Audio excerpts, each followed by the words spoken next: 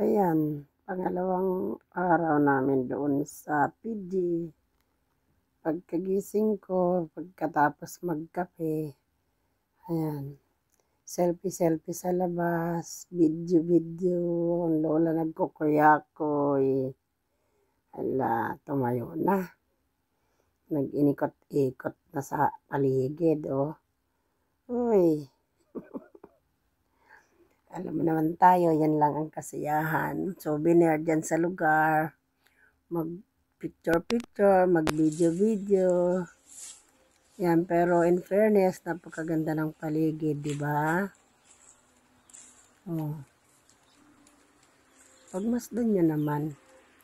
Ang layo nga sa expectation ko. Ang expected ko, hotel, mataas. Doon kami sa itaas, bababa kami sa ibaba. Ba? Ang layo kasi ang hotel pala doon.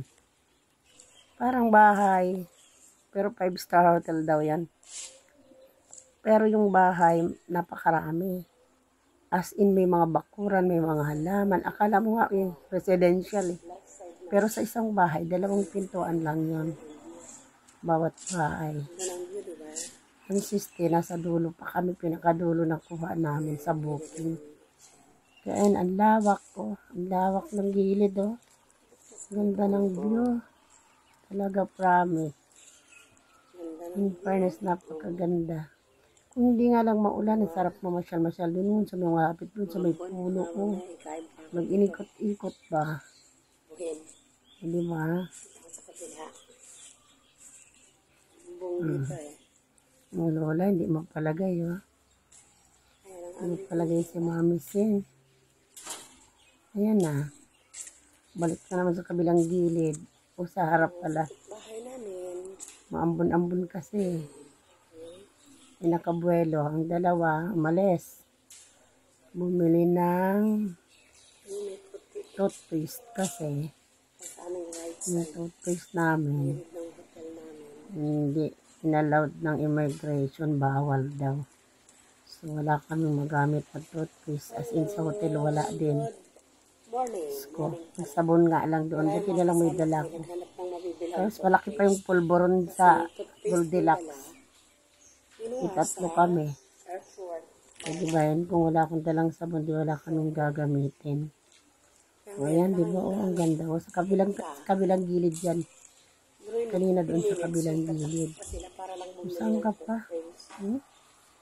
Nagala mo talaga residential house pero hotel. Napakaganda. Ayun yung harapan. So, sa kabila may mga lola o.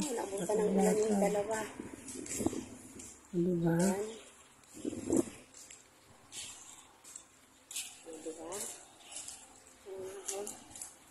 Mahangin. Ayun, umaambon na. Balik na ako dun sa anong harap. Ayan, tingnan nyo, ano na. Ayan. Ayan, ano na.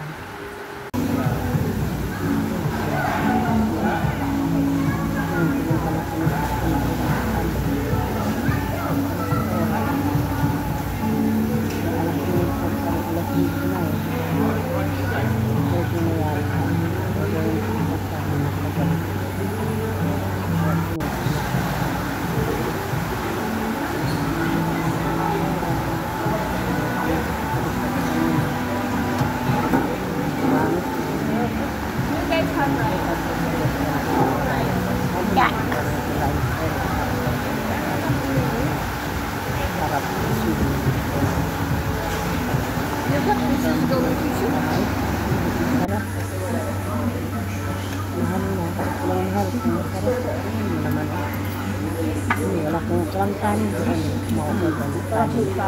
As in, kung ano lang ang available sa restaurant, yun lang pagpipilian mo.